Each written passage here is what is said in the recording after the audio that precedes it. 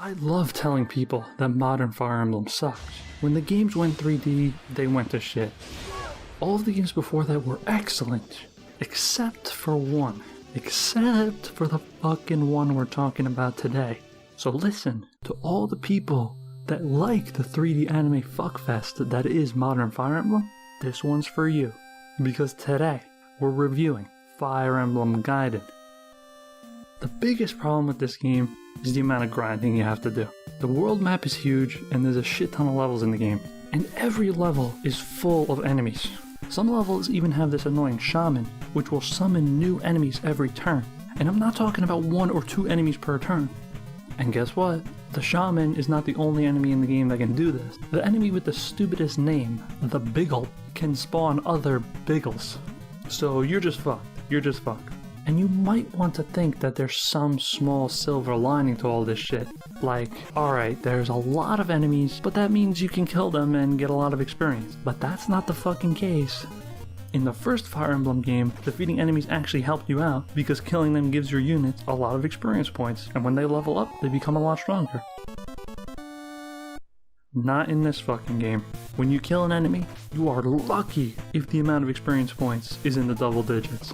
Usually you'll get just a few XP per enemy, and the game will try to lie to you to make you feel a little better, and say, oh, but the group also gained 1 experience point. Shut the fuck up, no it did not.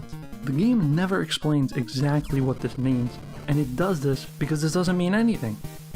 Look for yourself. Let's check a random unit before and after a battle sequence. Okay, so this unit, Paula, worst unit in the game by the way, has 62 experience points. Alright, so supposedly this other unit, Katria, just earned the group 2 additional experience points. Okay, let's check if there was any change. Nope, Paula still has 62 experience. Paladin gained shit. No one gained shit. This group experience message doesn't refer to any of your units. It doesn't refer to the enemy units. It doesn't refer to some hidden group level mechanic. This is just a fucking lie to make you feel a little bit better about wasting your time on this dog water game. Not only is fighting through the enemies a slog, but there are a very little amount of unique maps in the game. You'll be fighting through the same level layouts over and over again. There's no reason this game had to be this big and repetitive.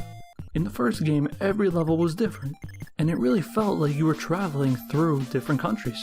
Not in this fucking game. After playing through just a fourth of it, you will have seen almost every map. And after that, you can't help but notice how garish, oversized, and shitty they are. I mean, look at this guy. Yeah, he fucking knows. He hates being in this game so much that he's trying to saw his fucking balls off. Alright, on the other hand, these guys seem to be enjoying the music at least.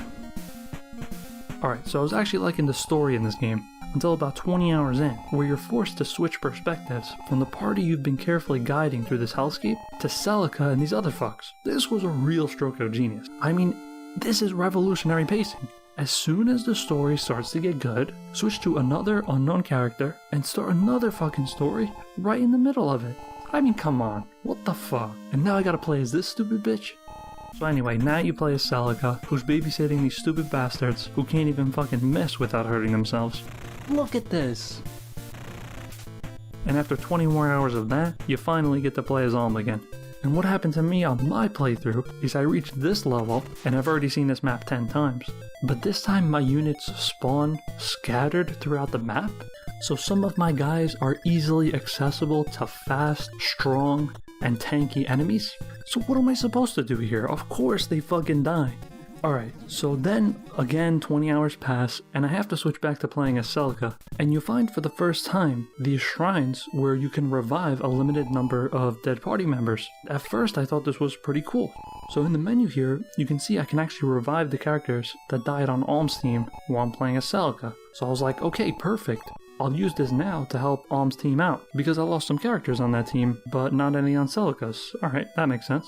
So I revive these guys, and guess what?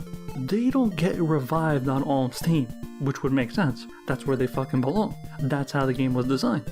Instead, they're part of Celica's team now. So now Alm is down 2 party members, and Celica's up 2 party members. What the fuck? What the fuck? Why would I ever want that? Alright, so finally after 90 hours of dealing with this game's bullshit, I get to the last level. So you're playing as Alm, and you walk through this fucking long hallway that is completely empty and nothing happens, and then you find Celica but you're separated by these stupid bars. By the way, Celica's one of the strongest characters in the game. But no, she has to be here like, oh, help me, And also, now that I think about it, she has fucking flame magic. Why can't she melt these fucking stupid bars? But okay, alright. So she's like, help me. And Alm's like, okay, I'll walk all the way around this stupid convoluted place and come help you. So you walk around this Alm, and you reach this room. Look at this. Why does every top-down game on the NES have to have this, bro? This fucking puzzle where there's 4 pits, and you have to choose one to jump in, and you fall down, and hope that you don't fall on top of another pit. I mean, this fucking sucks. We found out this sucked in Zelda 1. How am I supposed to know which pit to fall down? You just fall down and do trial and error and waste your whole fucking life doing it. Alright, so you get past that nightmare, and now you get to the final level, and it's so full of acid and bullshit that you lose 90% of your guys. And the ending isn't even worth it because it's exactly the same as Fire Emblem 1. The final boss looks exactly the same.